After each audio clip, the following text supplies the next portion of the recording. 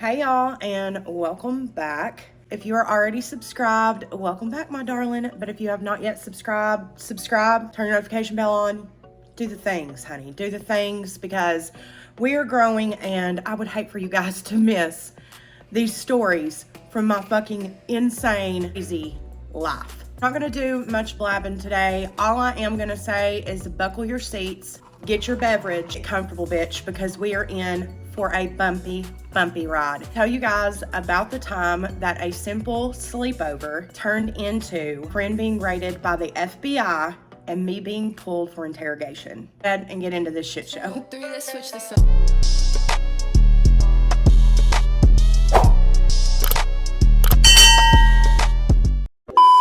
We're gonna go back about 7 years ago. It wasn't long before I had decided to get sober. I had met this girl, really bad influence. We're gonna call her Stephanie. I had met her through my dealer. I was looking for a friendship. The people that I was friends with weren't actually my friends. Like, there weren't ever any real true friendships when I was in my addiction. At the end of the day, we all cared about ourselves. We all were out for the same thing. My family was like, they had to cut me off. All of my real friendships were gone.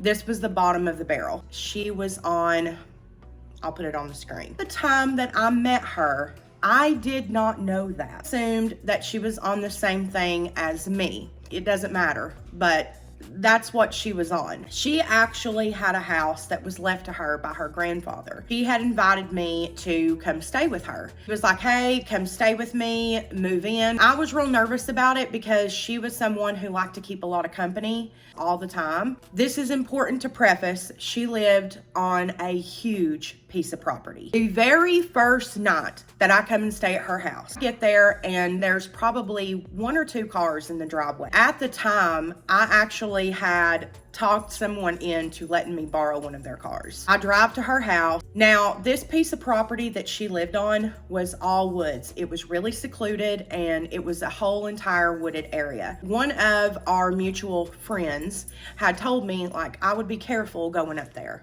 I had no idea of that stuff.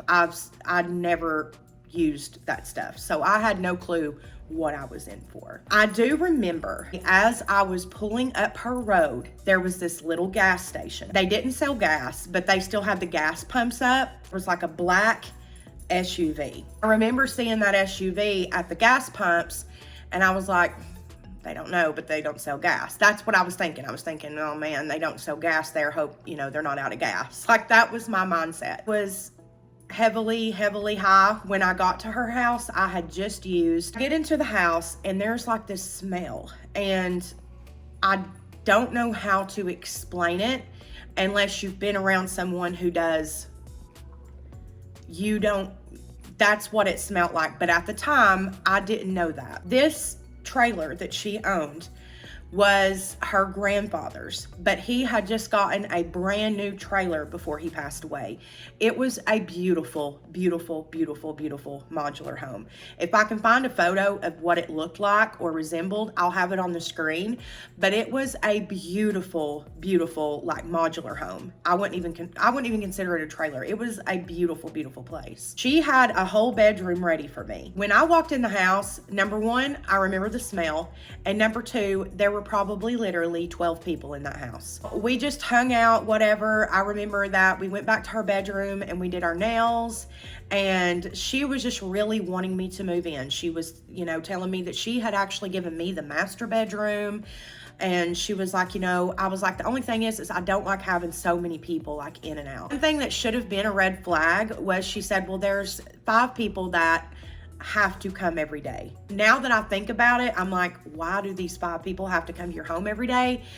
Now looking back, it totally makes sense. If you've ever been around someone who does, they typically do not eat or sleep. Was just now starting. She had gotten 3 days of sleep, and so she was now going to start her bender all over again. With me, I still ate and I still slept. Like, looking through her kitchen trying to find something to cook, because there were a couple of us that was like, yeah, we'll eat. All she had was like a can of like She had spaghetti sauce and spaghetti noodles, but that was it. So I was like, I'm gonna run down to this gas station, try to make spaghetti. I go down to this convenience store and that black SUV is still in the same spot. The owner of that convenience store I'd spoken to before, like he worked it and owned it. I was like, is that person in that SUV lost? And he said something like that. And he said, you heading home? And I said, no. And he said, you ought to head home.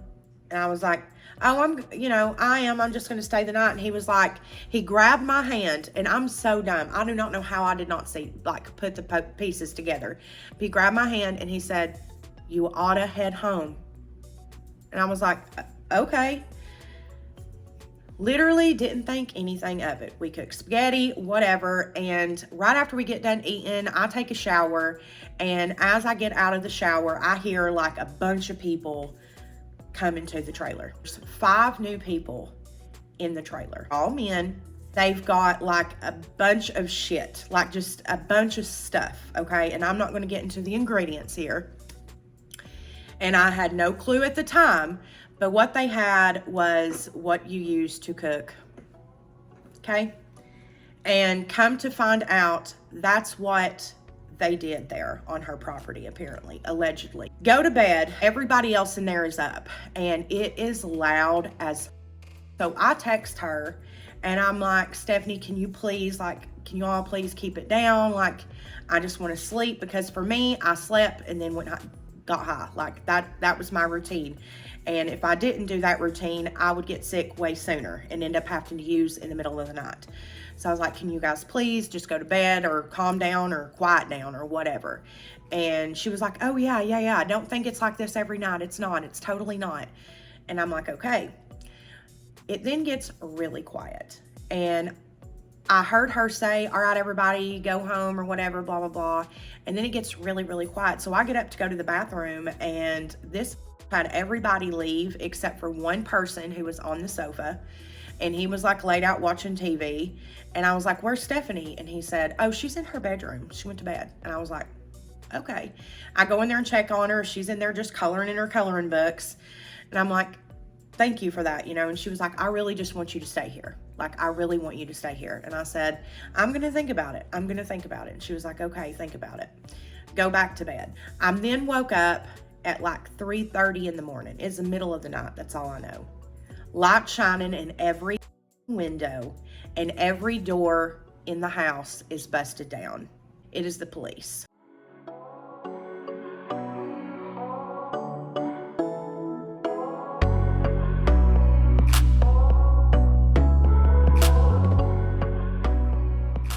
Hope you guys did enjoy today's story time. Also, for legal purposes, everything in this video that was said is for entertainment purposes only. Be sure that you do subscribe to the channel before you leave, and also turn your notifications on so you're notified when I upload. Go and follow me over on TikTok at MorganShay33. I am so close to 1,000 over there, and I would love to go live with you guys over on TikTok. So if you haven't already, please go follow me over on TikTok. Love you guys so much, and until the very next time, bye.